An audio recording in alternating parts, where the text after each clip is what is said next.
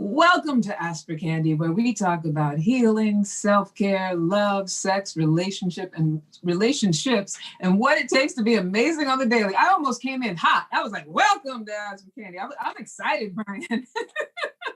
It's all right. You can be excited. What's that? It's all right. You can be excited. Oh, good. Because I was ready at the top. So who I am is Candice Harper, lovecoach.com. My purpose with this podcast is to create healthy romantic relationships all around the world through self-love, soul connections, and sweetness. And before we get to that, we're here with our production partner, Solivity Magazine, and my Brian, part of Solivity. Hi, how are you, Brian? Hi, it's been so long since we talked. Y'all can already know what this is gonna be a good show tonight. It's going to be a good show. It's going to be a fun show. My Brian is the editor-in-chief of Solivity Magazine, which is a fantastic magazine. It's all about wellness and just ways to live life better, right, honey? Passion, purpose, living. Passion, purpose, living. Right. And you can check it out at solivity.com. And we are live every Wednesday at 7 p.m. Eastern here on the Facebook, the social media, a lot of different outlets. Whenever you can join us, we love it. We love it when you comment and talk back to us. And don't forget to subscribe to the audio broadcast of Ask for Candy on Anchor, iTunes, Spotify, iHeartRadio, or wherever you normally download your podcasts. And lastly, you can email us, askforcandypodcast@gmail.com, to leave your comments, your questions, whatever you're thinking about. Sometimes I try to be thought-provoking. I don't know how you feel about that, Brian. I feel like it's good to make people think about things, or, entertain them, make them laugh, make them cry, make them want to interact, right? Yeah, absolutely. Absolutely. We try to engage. And so, if you feel engaged and you feel compelled, you can email us and, talk about what you're feeling within your engagement. So for those of you who've been listening, for almost 9 years, I've been a relationship coach and a workshop facilitator. And now you can go to mywellbeing.com to work with me one-on-one. I'm also a professional matchmaker with Luma Matchmaking Service that brings high-end singles together to find their perfect love. And this is me just living into my purpose. Those of y'all who watch, the purpose of loving myself unconditionally and inspiring others to do the same, using their romantic lives as a portal, an inspiration, a catalyst to their highest possible self. That's what we're here for, people. We are here to generate and create and, be unconditional about life, unconditional about love. Now, relationship coaching is my zone of genius. And the best part about it is that week to week, I get to grow and learn as I interact with hundreds of people on their journey from caterpillar to butterfly, the evolution from wherever they are to wherever they want to be. And interestingly enough, it's not always, there's this narrative that it's just, get a man, get a wife, get a somebody. That is not always the evolution of love. Sometimes the evolution is just to get yourself. And so that is a big part of my coaching as well. But most importantly, of all that I get to do, I get to be part of what supports healthy beginnings and sustainably healthy relationships and healthy self-relationships. I get to be the cause of self-love, soul connections, and sweetness. And that is why we are here. And so today, my Brian, we're going to talk about ways to enjoy praise. All right. I want to ask you a question, though. Are you somebody who's good at taking compliments? Are you comfortable with compliments? I am a reformed praise denier. Are you? Well, I won't say praise denier. It's more about early in my life, I was taught to be dangerously humble. Yeah. Right. That humility meant that you didn't accept compliments. Yeah. Or at least you didn't accept them fully. The meek will inherit the earth. That kind of thing. Yes. But you have to be a little bit humble. Mm-hmm. Mm-hmm. Don't get big. Don't get bigger than your britches. I love that you mentioned that too, but that you mentioned the meek will inherit the earth, that you got biblical with it, because that's the first thing I was thinking that people would go to with the word praise. And I even wrote in my notes, hallelujah, amen, praise the Lord, because that's what we often associate with, with praise, right? Right. That kind of like worship thing. And I think that for those of us who, I can't speak for other major religions, but those of us who are raised in the Christian faith, there is this thing about, because you don't want to, we don't want idolatry, and you're not supposed to think that you're as great as God. Correct. And Correct. Yeah, we're supposed to be worshipful as far as how we're raised in the church. And that's what praise is all about. And I think that's the association that a lot of people have when it comes to praise. And exactly like what you were saying, it instantly makes us want to go into humility. Correct. That's or it. humble, right? That's it. That's right. It. And I think of growing up in a Baptist church and the choir singing and a loud, sweaty preacher laying down the word until it's unintelligible. And the whole house is rocking with organ sounds and shouts of agreement. It's loud, it's ritualistic, and at times it can be incredibly moving because there's this shared energy, releasing of strife, people expressing their love for God and all of that. And when you think of it on that scale, it can seem a little overwhelming. Yeah, it can. Right? Yeah, it can. And I think that over time with, my own journey, I've been able to accept, I've been able to hear it and accept praise more. Yeah. You Like as know, you get more and more in touch with yourself, and I think also with our deservedness, right? Or with right. our worthiness, I It feel is like. much easier for me to give it than to receive it. I'll put it that way. Oh, that's interesting. Well, we're going to talk about that as well, Right. the giving of it and the importance of that. And so then the other end of praise, a lot of times I think, sometimes it's just textual. Like if you think of like restaurant reviews and like like the feedback that I get after I match make a couple or something like that. It's very like textual, and it's very, it's for workability, and it has like a quietness to it on the other end of the spectrum, right? Absolutely. Yeah. But the thing about praise, it can also, and most importantly, I believe, be a simple exchange between two people that makes the difference between whether or not they will be able to connect with each other in a moment. And it has a lot of value as far as intimate connection, right? And if you've been listening, you know that I always say that every good relationship is just a series of moments that worked out well, way more often than not. Right? Mm, Right? Every good mm. relationship, if you look back on it, it was a series of moments that it worked out well more often than it didn't work out well. And so part of that is this exchange of appreciation and acknowledgement and praise and what that can mean in a relationship. Also, how to balance it with, self-love and not needing it from somebody, not being demanding of it, right? Like being able to have it be an actual loving exchange.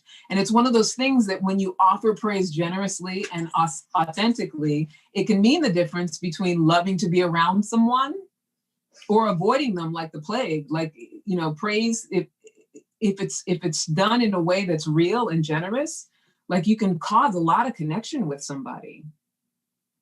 Of course, you want to be authentic around it. Like we're not talking about blowing smoke up somebody's bum. Yeah, yeah, that's no, yeah. Yeah. But how we receive praise speaks volumes about how we feel about ourselves and others, right? And while I believe it's very important that we never take things personally, even whether it's positive or negative, I feel like, what is given to us as far as positive or negative feedback, we can choose what is usable and what is not. But we don't have to let what other people think of us define us, but we can still allow and accept when they appreciate us and value in that person what they're seeing in us. And I know that sounds like such a crazy like paradigm wrapped in an enigma, but we're going to talk about how that's possible and how you can recognize things in another person based on what they how they perceive you, right? Yeah. So, like I said, while it's very important that we don't take anything personally, it's equally important that we are loving enough to express compassion with each other, especially to those who want to express compassion to us. And even when it's micro compassion, like someone's like, oh, that dress is really cute on you, a simple thank you is an exchange of a very sweet human energy. So, enjoying praise when we receive it is a very compassionate way to express ourselves. It's also highly connective, which is why it's important to learn how to do it. Right? And Mm. some of you might be out there saying, I know how to accept praise. I know I'm fine. I know I'm this. I know I'm that.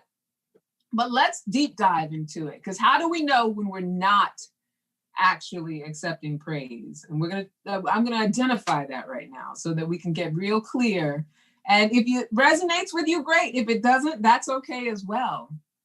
And so, it can be challenging, right, to know whether someone's words and actions are motivated by genuine admiration or an ulterior motive, which is why their motives are none of our business. Like we sometimes deny praise because we think, oh, it's because they want something from us. Or and speaking right, Yeah. speaking romantically, especially, I think a lot of times we mistrust people that compliment us because we either write them off as wanting sex from us or, wanting money from us, things like that. And so because we're often suspicious, or maybe perhaps because we live in such a complaining culture, that's more apt to point out the flaws than the strengths, we often respond to praise like these following ways, right? So number one, we often say thank you, but then we invalidate the other person's opinion. Right. So for example, like someone comes up to you and you did a really great job with that speech. And then the response is something like, oh, thank you. I hate the sound of my voice. So here's the thing about it. There's nothing wrong. It doesn't make you a bad person if that's the way that you respond, but it's irresponsible in the sense that when someone is there to give you that honor, to give you that praise, that appreciation, the moment that you negate it or, insult yourself or put yourself down, you're putting that person in an awkward position of, your perception is not right. Wow. You're basically telling them their perception is off, right? Yeah. And there's nothing wrong in it. It just there's no connection in it. So when we're talking about creating love and connection and wanting to know people on a deeper and an intimate level, you want to be aware of, like, if someone has something nice to say that's showing you appreciation, if you negate it, you are cutting off an opportunity for an intimacy with that person, to validate their opinion or to receive their perception, to value what they have to say. The moment you go into humble mode and like discount it, you've taken the value out of what they've said to you. Okay. Right? What do you think about that, Brian? Can you think of instances? Because that was a big Well, I mean, I think you just nailed how I was back in the day. Yeah. Where it's like, yeah, I think that early in my life, especially learning that not to accept praise, right? Which is basically what it was. I think the deeper meaning of that was, for me, was that you internalize it and you're basically saying to yourself, you're not worthy of that praise.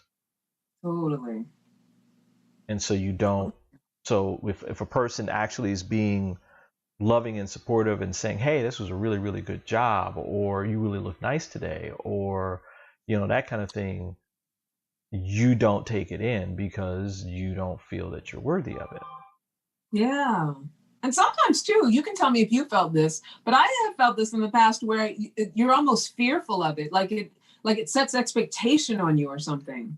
Yeah. I think, I felt that way. And I think another part of it is that, that you do want it and that you're scared of actually receiving it.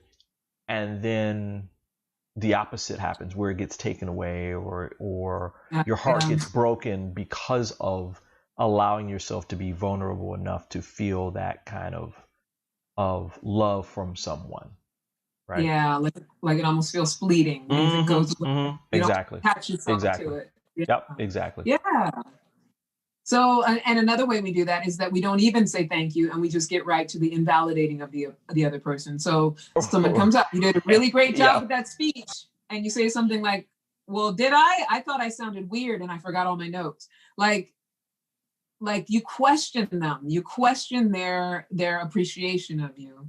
And it's just, it cuts off the intimacy. Same thing, whether you say thank you or not, as soon as you invalidate how that person feels, and for the reasons that Brian and I was talking about, and maybe more, if you can think of some reasons for why you've ever deflected someone's praise, it usually comes down to just being in a moment and cutting off that opportunity to actually connect. Another way we do it is that we don't even hear it at all. Right? So we're often so busy expecting criticism, because that's pretty often what we hear, that the praise just goes right over our head, right? So like, think of instances, especially in relationships, I think, right? So you look really fantastic tonight. And the response is, I've gained so much weight. This dress isn't even fitting right. You get what I'm saying? Oh, baby, you look so lovely. No, I'm fat. Yeah, I'm so fat today. I don't feel good. I'm bloated. It's that instant negation of any sort of like building up or love, and then turning around and being like, oh, you don't support me. You know what I mean? Right. You never tell me I'm beautiful. Right. Well, every time I do, you tell me you're ugly. Yeah, right. Right. And I think that we often do that, not just, I don't want to genderize it and just make it women, but a lot of times we do often, we let the compliments just blow by. We look for the criticisms, and that's what we highlight and focus on. And then we start to tell a story of, you never make me feel good about myself, or you never compliment me, because we don't hear it. We don't hear the praise. We don't allow it. Right. I'm glad you said the gender thing, because men do this, where as much as, and I think a lot of times both men and women do the comparison thing. Well, I'm okay, but I'm not as that person. Right. Yeah. And then that just negates it too. But men do it all the time. Well, I'm all right, but this dude makes more money, or this guy has a bigger house, or he's got all the friends. I mean, we do it a lot. Yeah, and it's just different ways, different methods. We all have our different methods for invalidating praise and not being able to recognize it or take it in. But it's definitely a human activity, right? Not a genderized activity. Another way we deflect praise and that we don't accept it is that we meet it with total mistrust and questioning of the motives of it. Right. So we go back to, you look really fantastic tonight. You're just saying that because you're hoping you're going to get some later. Is the response to, you look fantastic tonight. So, we want to be present to like those kinds of conversations in relationship with someone. Right. That kind of like always accusing you of having one ulterior motive. And one thing I have to say, that's definitely something that is conditioned into us, I feel like, and learned into us, because I can remember, for as long as I can remember, and I don't know which came first with my parents, but, and I love and adore my parents, but they definitely have that kind of ulterior motive mentality, where they think that if as kids, if we did something, it's because we wanted something. Do you know what I mean? And a lot of times they were right.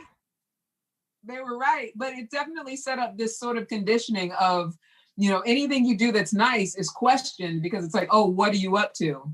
Right. What are you trying to get? What is it you really want? Right. And I think that that's a common cultural thing within families. And once your family has conditioned you to be someone who always expects it to have an ulterior motive, it's really hard to take in praise under those circumstances. Oh, yeah. Because you're thinking, right? Like, what is it? What's your game? Like, what are you trying to get from me? Like, yeah. So that's another way that we deflect it. And then another way we deflect it is we do and say things in the hopes of eliciting it. So when we decide that we got to have it, especially from one particular person, and then we try to get it out of them, right? So we're in a state of begging for it. We're trying to humble brag, or we're pretending self-deprecation, like, oh, I feel so ugly today, whatever. And I feel like this is a big social media thing that people do often, where they'll, younger people mostly, but they'll post something and then put some kind of humble brag that kind of like begs a compliment, or begs praise. When in fact, I think that when we do that, we're actually, we're really deflecting valuable praise, because in a space of feeling a lack of it, that little hit that we get of it, it's almost like a drug fiend, like a dope fiend. Like, you get that hit, maybe, especially on social media, or your boyfriend or your girlfriend might say, oh, no, baby, you're great. You look fantastic. Or your husband or your wife. But that hit wears right off. And then you got to try for another one. Right. When you're looking to get it, you're looking to elicit it. You don't value it because it's not something that was organically given to you. You're sort of manipulating it out of another person. Right. Have you ever done anything like that, Brian, that you're willing to admit? Cricket. No, actually, right. No. I mean,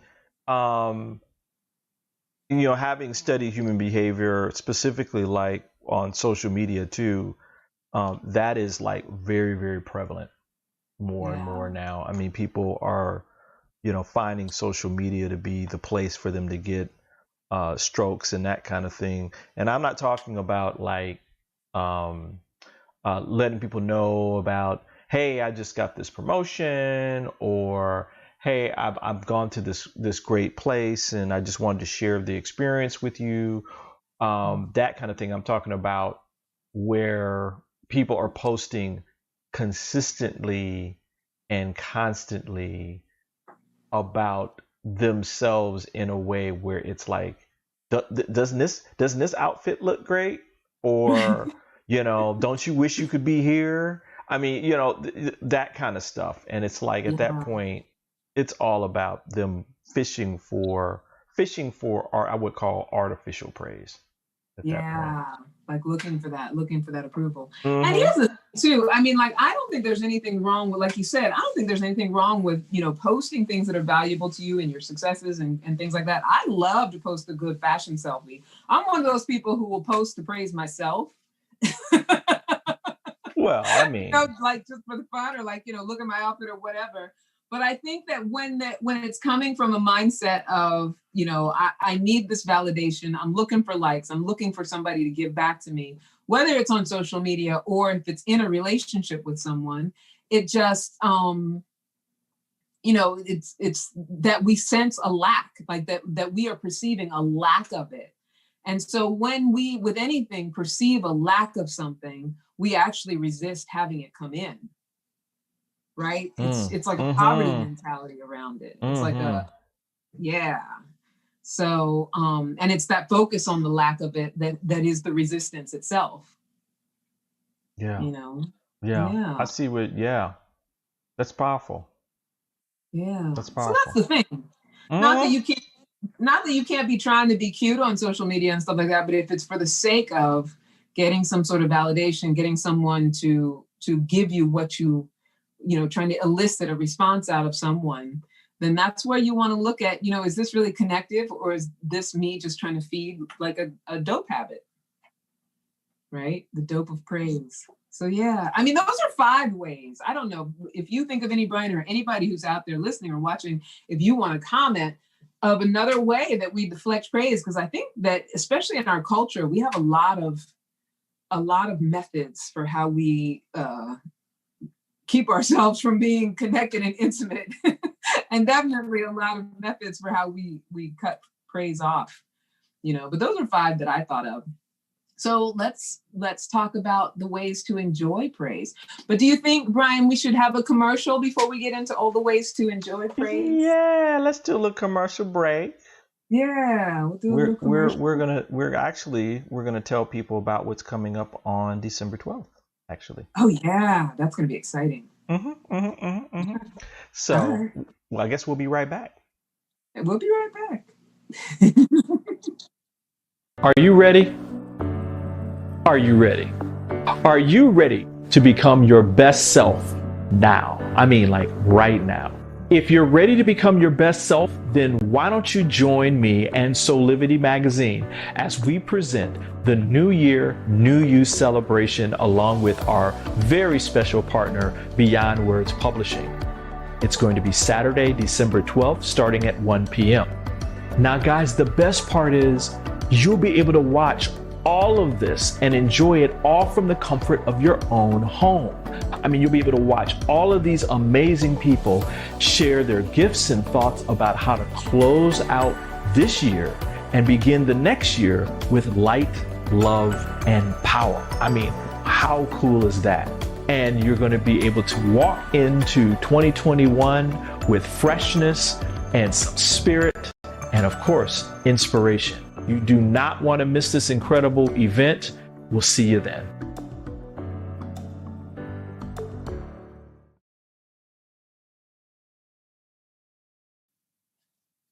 So I was just looking through, as we were showing New Year, New You that's coming up, and I was looking through all the pictures. We have some amazing looking people in our lineup, don't we? Ooh, it's gonna be so good. It's gonna be so good. So good. Oh my I'm so gosh. excited for that. Oh That's my gonna be gosh. fun. New Year, New You. Why not? 2020 was a rough one. It's time to move into right? Oh, I hear Minnie in the background. Minnie Yeah, the she cat. wants to be Hi, on. Minnie. She wants to be on the show. She's making an appearance. And All right. So let's talk about all the ways to enjoy praise, right? As it brings us closer together. So number 1, The number one way, and I think this is the most important way. Well, actually, this is the second most important way, but I put it number one because I think it's a great segue into this conversation. Look for reasons to give it to others in a way that is authentic to who you are. So this is about, when we give praise, right? The offering of genuine praise is valuable because what it's saying to that person is that I'm seeing beyond any flaws. I'm appreciating what I perceive as valuable about you. I'm honoring your humanity. I'm being compassionate with you. And some people like to lavish praise, and some like to quietly give a gift of gratitude. However you choose to do it, that's authentically you, choose to do it. Right? Criticism is a dime a dozen. It's so easy for people to find that. But when we're willing to, and it's vulnerable, right? It's vulnerable to honor what we admire in another person.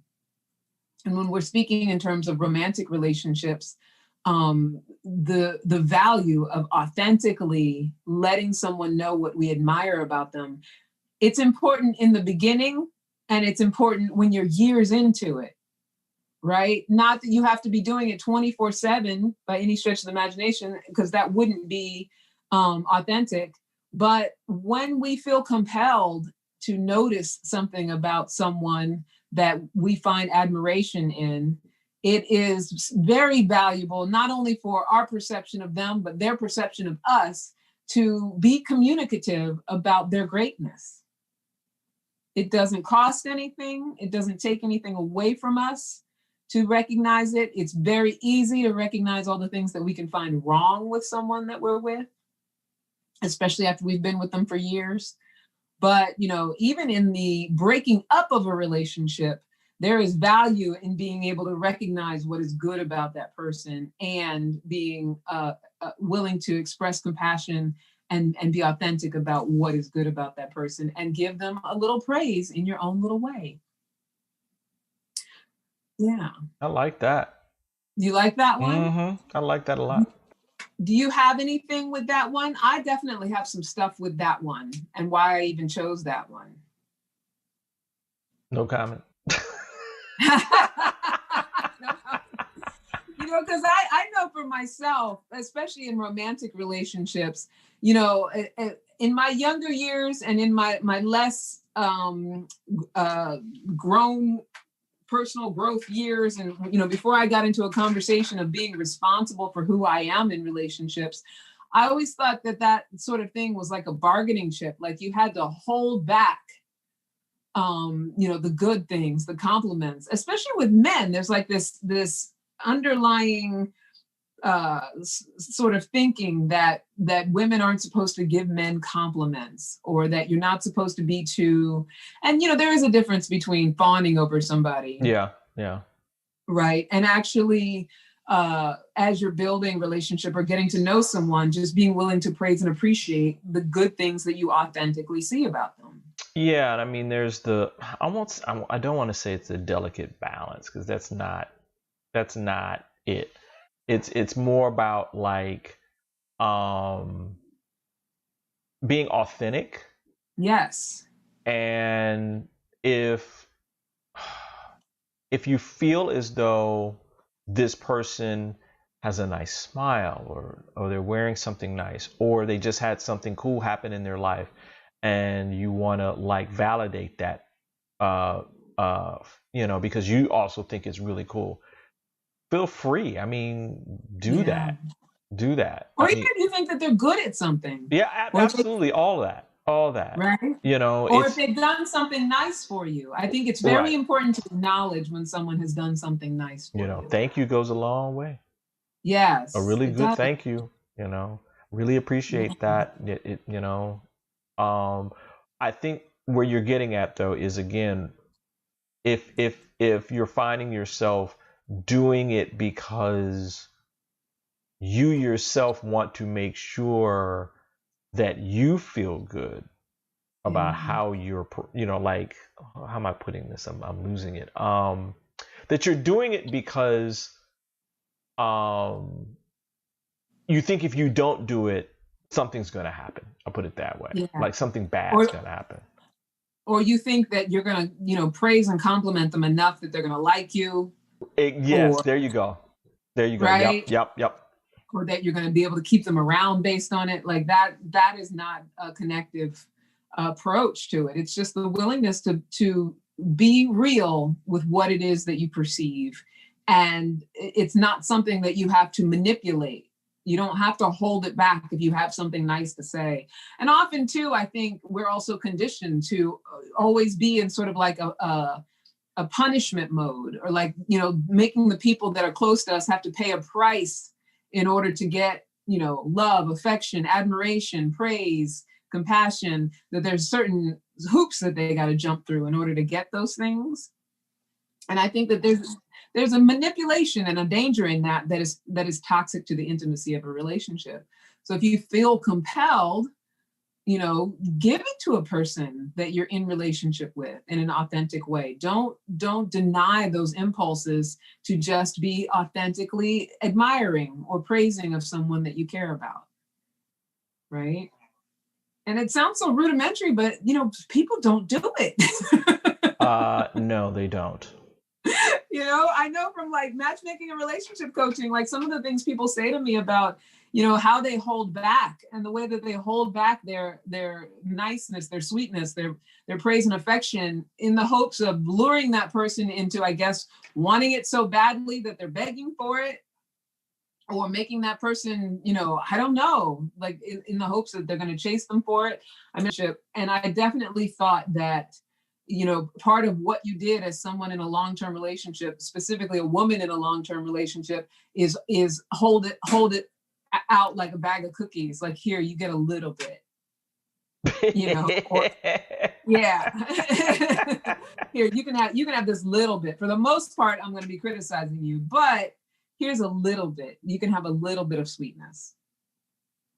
And you know, as time goes by, that little bit starts to get less and less, because we start to focus on, you know, strictly the negative, because what we focus on grows. Wow. Yeah. Yeah. So number 2, return praise with gratitude and appreciation. So there is nothing that says that you have to meet another person at their level of admiration for you, right? I think sometimes when it comes to praise, it's like what we were talking about earlier, Brian, about feeling worthy of it, but also, you know, feeling like you're now on some sort of pedestal. There's some pressure to be good enough for it, you know, and a lot of times that can elicit feeling like we have to return in kind. Right.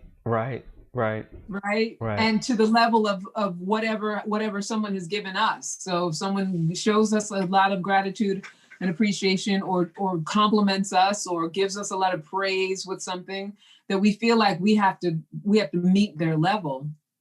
But really, it's just the willingness to just validate their efforts and to say thank you. Do you think with this one too, when the other person, when you yourself who's the receiver and you're feeling as though you have to reciprocate at the same, what you perceive as the same level or greater, that in of itself can be an issue. Because, like, you know, let's say you're in a love relationship for a long time, and your person that you're with surprises you with a vacation, right? Yeah. As a you know, hey, you know, you just got this promotion, as a way of celebrating what you've done. We're going to go away. Right. Yeah. And then now you're feeling as though, well, dang, I can't afford to take us nowhere, but I got, you know. Yeah. I mean, I definitely think that putting that pressure on yourself, that because someone has shown you, especially a high level of gratitude and appreciation, that you have to meet them at that level. I think that's a story of lack. That is you know, how we sabotage the intimacy, because we're going into this thing where it's like, you know, our worthiness stuff starts to come up. So if I don't meet your praise with, you know, something equal, am I really worthy of what you're giving me? And yeah, it's like you said, it's toxic. It's toxic to the exchange of intimacy that can happen when we're just willing to really appreciate the whatever it is for whatever it is, the praise for whatever it is, and just say thank you to it, and being open to it, and allowing of it, not feeling like we have to match it. We put a lot of pressure on ourselves, feeling like we have to, because it becomes kind of like a competition, right? Like a competition in relationships. You feel like you have to match everything. It's not about matching. No. It's about, right? It's about the exchange. It's about submission and allowance. It's about, I see that you're coming at me in a way that feels appreciative and it feels admiring. And, what I'm going to make that mean is that it's a good thing. And I'm just going to validate how you feel. Right? I'm gonna go along for your ride of my greatness. Yeah. I mean, again, that's one of the hardest things to do, right? Is to allow yourself to become that vulnerable, right? Yeah. Where you're able to receive it in a way that validates the spark within you. Yeah. You are worthy. You were born with a birthright of worthiness, right? I almost feel like for a lot of us, it feels more scary to do that than to just believe in the unworthiness and be in a fight with someone. Oh yeah. Because you know what I mean? You don't got to grow. You don't have to do anything. Right? You know what to expect. It feels comfortable to be in my unworthiness story and to be fighting and to, deflect and not accept your praise and, make it a problem rather than what it is. Like when that feels comfortable to us, and by comfortable, I mean, it's what we're used to. And that usually comes from whatever our family experience is, that it feels a lot easier than being able to just accept that you are honoring me. It's so important that we honor each other. Honoring each other is it's invaluable. Like there is nothing that can be traded for that. Right. Nada. Especially when it comes to our intimate romantic relationships. And then here's number 3. We give ourselves authentic praise every day. Right? And not like that fake narcissistic, like show off admiration for the benefit of others. I'm not saying that you can't, of course you can big yourself up. I'm a big believer in that. You can big yourself up in front of anybody, but there has to also be a lot of room for when I'm alone. When I'm alone, am I in the practice of authentic praise of myself? So I know what that feels like. And it's, it's like private praise, right? And it's very like Stuart Smalley affirmations. It's very, cheesy, corny in that way, whatever you want to call it, looking in the mirror saying, I'm good enough, I'm smart enough, people like me, whatever is your mantra around that. It's really important that we are willing to master the art of receiving praise if we want to have intimate relationships with people that are that kind of an exchange, because we have to, it's an action of loving ourselves the way that we want to be loved, right? Mm-hmm. Yeah. Absolutely. Do you have any practices, Brian, that you do? Like, so I don't know, like, I wonder if men are different as far as what feels comfortable to them, as far as like self-love practices and self-praise. Well, I do have some practices around that where, but to even get to it, you have to go through a process of transformation where you allow just being able to feel to be okay, because men aren't taught to feel. In fact, they're taught to avoid that, right? Yeah. And that the only, no, let me correct that. We are taught to feel one thing, any emotions that represent our masculinity. So anger, aggression, stubbornness, those kinds of things are okay because men are supposed to be that way. But when it comes to like doing things in terms of self-love and self-care and that kind of thing, we aren't taught that. So that's number 1. So number 2 would be, for me, once that is there,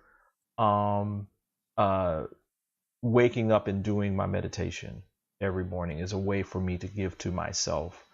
And to actually through that, give thanks and gratitude for the things that I have achieved. And me just being here as a human being, as a spiritual being living a human existence. Right. Yeah. And so, Yeah. that's it in a No, nutshell. I love that. So you treat your spiritual practice as the self-love practice. Correct.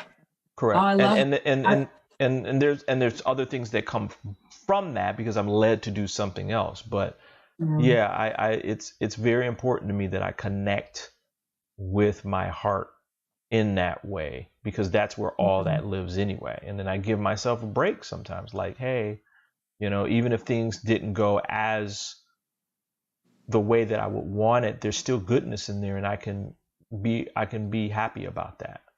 Yeah.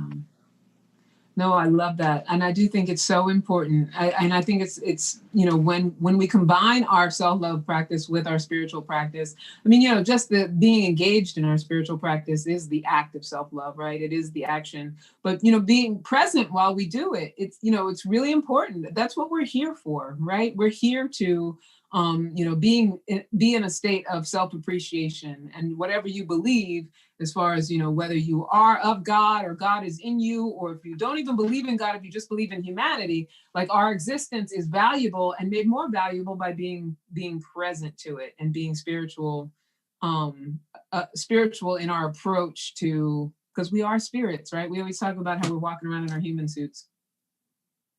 Right. But for me, a big thing that I like to do is, even mechanical things. I don't as much as I used to, because now it's much more automatic. But, writing "I am enough" on your mirror, praise in the mirror. I think mirror praise is a big thing. Like, I think that it is so valuable. It feels silly if you don't do it and people make fun of it. But when you can be alone and look at yourself in the mirror and really do eye-to-eye contact with yourself and really be able to say, I love you just the way that you are. It's so cheesy sounding because people will make fun of it. But being alone and making a regular practice of being aware of how you talk to yourself, and even talking to yourself out loud when you can, and saying things that feel good to you. It's like you are on a cellular level, just giving yourself so much just by being positive and accepting about who you are. And it makes you so much more pliable and able to be in relationship with people.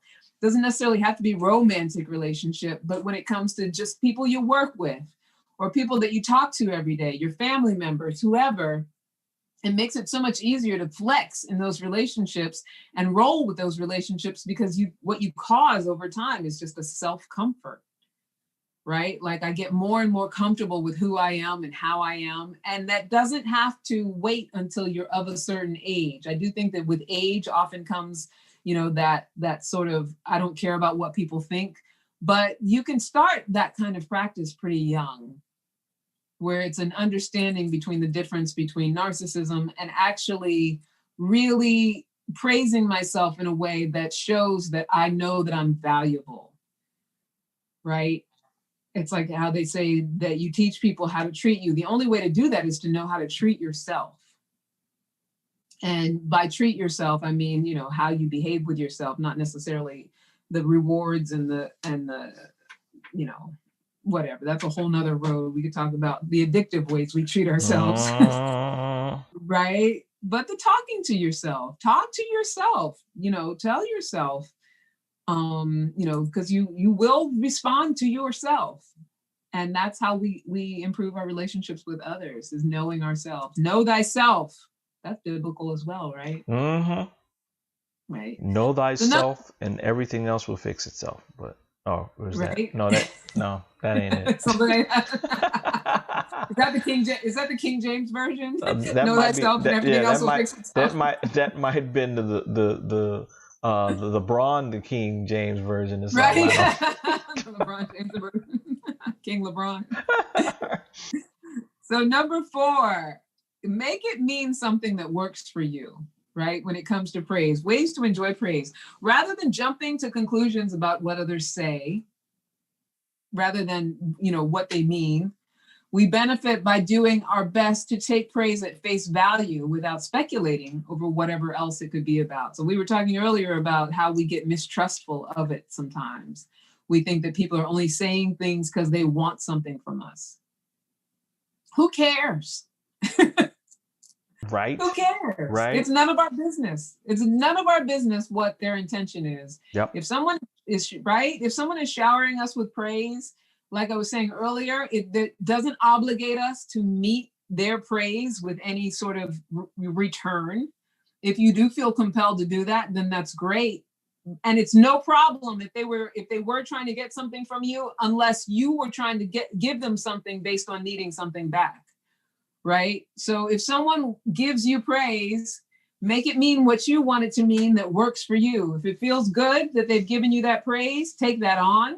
If it inspires you to want to do something for them, then go ahead and do that. And if that was their only motive, so what? So what? You still get to keep the praise. And if you were doing it because you were hoping, something out of them, then it's going to feel like they bamboozled you. But if you did what you wanted to do out of your own inspiration, your own desire to do it, you haven't lost anything. Does that make sense? Absolutely. Yeah. Like we're so busy, I think, often in someone else's business around, their motives in there. And a lot of times it does feel like, I've gotten cheated so many times and they were out to get me and all of that stuff. But we are complicit in those situations because this person can only get from you if you were giving to them based on wanting something. Right? But if you were giving to them based on this is what I'm giving to you because it feels good to give to you. If I'm giving to you because you said all the right things, then that's on me. But if you said all the right things and I feel like, okay, I'm going to take that appreciation and praise and I'm going to let that work for me, I'm going to feel really good about it. And that doesn't mean I have to do anything that I don't feel inspired to do for you. But if I choose to be inspired to do it, I can take responsibility for that. Right? That can be a hard one because I feel like a lot of people have a story out there that, somebody came in their life and did them wrong because they led them down the road and said all the right things and then got something from them. But I think that when we have that narrative, we disempower ourselves, right? Because then we start to walk around feeling like people can't be trusted. And then that's what we create in our lives. Like, we attract what can't be trusted. And that's how we frame our interactions with people. Oh, they have a motive that, they're trying to get something from me. And, yeah, it's a vicious cycle that we can allow ourselves to be in. What do you think about that, Brian? You have any examples? I ain't getting into that one. I will stop asking you. No. I mean, Minnie says she has something. Minnie, what you got? You got one, Minnie? What else I see there? No, I think you're spot on. I mean, this is a good one too. Because I think, we live in a culture where people are always so worried about somebody being out to get them or take from them. Yeah. Well, I mean, that's our society, specifically Western culture, when you're talking about capitalism, right? The survival of the fittest, the competition, the keeping up with the Joneses, especially here in the United States with, people are going to want to get what you have and take advantage of you so that they can move ahead. I mean, there's so many other statements that people make about life and living and about other people's motives and that kind of thing. So it goes across the board. Yeah. And I think the reason that it's so common is because that's what we produce. We're complicit in it, and we're always looking at people, right? Yeah. When you're on top. Even when you're not. I mean, I know people who have nothing and they think that people are trying to take from them all the time. They always think somebody's on the take, which, it's going to lead into, what I talk about with number 5. How we frame the world is projection. Like we see other people through our own lens of how we see ourselves and who we are. Yeah. And so if I'm walking around with this mistrust and, always feeling like someone's on the take, or their motivation for doing or saying something nice or giving me praise and appreciation is because they're trying to get something, that I'm going to project that onto however the situation plays out. And that's just going to be more evidence for what I believe. Right. And that's what we do societally. You'll get so much co-signing with that. There'll be so many people will be like, yeah, girl, he was just get in your panties. Or, the guys will be like, yeah, just another, gold digger or whatever. We're so entrenched in that conditioning, and no one takes responsibility for, I don't want to say no one, but, culturally, we don't tend to take responsibility for how we are complicit in it, because we only feel lost if there was an expectation that we were going to get. Well, I look at it as the old familiar, once again, striking in how we live our lives, right? It is quote unquote much easier to just live in the mediocrity of, well, that's just the way life is, right? Even though we may want something different, excuse me, and we know what to expect. We know, like, if this happens, then this will happen, right? We're used to the quote unquote pain and misery of like just expecting that everybody's going to be out to get them, and that they can't accept praise, nor can they give praise, because it's going to lead to something bad for them. Yeah. But in truth, if they elevate and they rise above the mediocrity, then they'll find that the life is a little different, and it's hard, but it can be better. Yeah. And just let something different in. It's just a willingness to practice. So I hate to say, that you just have to like get over it, but it's just a willingness to question the belief and practice something different. And it leads right into the last one, which is having praise be a way to see into other people. So when someone is giving us praise, like I mentioned earlier about how we tend to perceive people and perceive them through our lens. And so if we're giving praise or appreciation, or even when we're giving criticism, we're giving it from a place of seeing someone as ourselves and thinking that people do what we would do. So you can always tell a person's character by what they think other people will do, or how they criticize other people, or how they praise other people. And so another way to enjoy praise is when someone is giving it to you, be real connected, be real, like eye to eye, like locked into it, because you will see so much about a person when they're praising you, and where they're coming from, how they're speaking to you, how they present, how they express. It says so much more about them, whether they're saying something positive or negative to you. When we speak, it says way more about us than it says about whoever we're speaking to. Yes. And so, right. And one of my favorite mentors, she always says, when we spot it, we got it. So when someone spots something in you, it's because they recognize it in themselves. And so if someone is giving you praise, listen to them, take that in, because they are speaking from, what is their framing of human beings, because we only can do it from our own perception, right? We can only see people the way that we see ourselves, or the way, we only see people as capable of what we're capable of doing.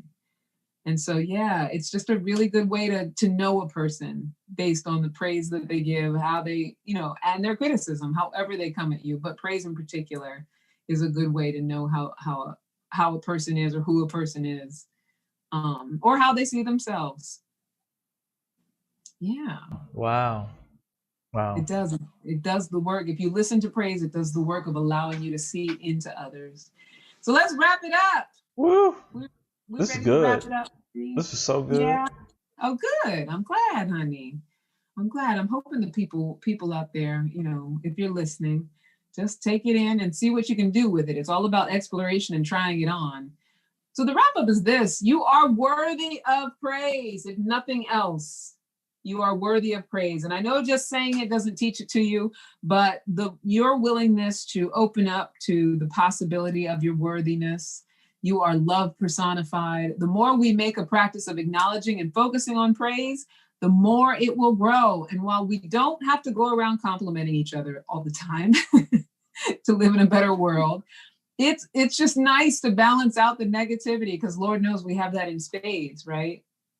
It's, the accepting and the expressing of praise and admiration with another person in an authentic way. It is connective, and it just provides a completely different experience than the opposite, which is to always be in the criticism or to be in the judgment or the looking at what's wrong and focusing on that, and especially in our romantic relationships. And that's that. Wow. It for that one. Ways to enjoy praise. Wow. So, right? I liked that one. I felt like that one, I feel like we could deep dive into that conversation even further, because it does lead to like so many other things, like our brought up all that kind of stuff. It leads to a lot of aspects of life. But you all know who've been listening that every Monday night I lead the Epic Healing Circle, and it's a healing circle for women everywhere. Every Monday at 6 p.m. Eastern, we get together, cause personal transformation, when it comes to communication, forgiveness, self-love, mother-daughter relationships, purpose, friendships, all the tools we need to be as big as we were meant to be. Is what we work on, what we talk about, what we do exercises around, have transformation around. We have some good, deep conversations. And so you can go to Meetup, join our Meetup, the Epic Circle, on meetup.com. Thank you so much, Solidity Magazine, my Brian. You Passion, are Purpose, so Living. welcome. As always, superb. Thank you, my love. Thank you for being here. Thank you for being my married man deus ex machina. Follow us on Instagram. I need a t-shirt with that. I know, right? I'm going to make you one, because I have my Shopify store. I'm going to make you a married man deus ex machina Nice. t-shirt. Instagram at Ask for Candy Podcast, at Candy Love Coach, and at Solidity Magazine. And don't forget to subscribe to our YouTube channel. And what else? Email us, askforcandypodcast@gmail.com. Until next time, never forget that you are a love machine, my sweetheart. And you are worthy of praise and love. If you ever start to feel like you aren't getting the love you need, just make more and ask for candy. Bye now. Mwah, mwah, mwah. Bye. Love you.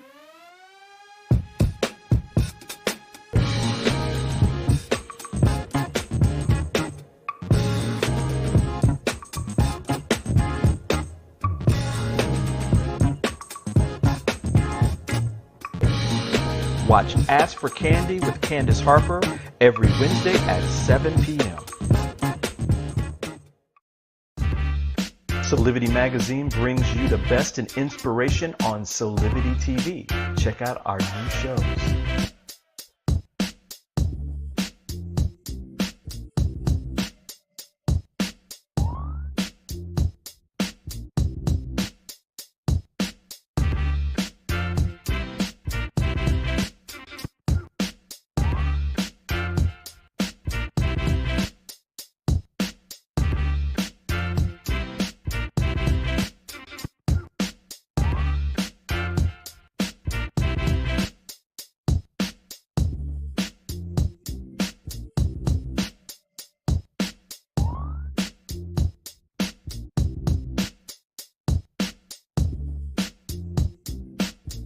Mark your calendars for Solidity Magazine shows by going to solidity.com now.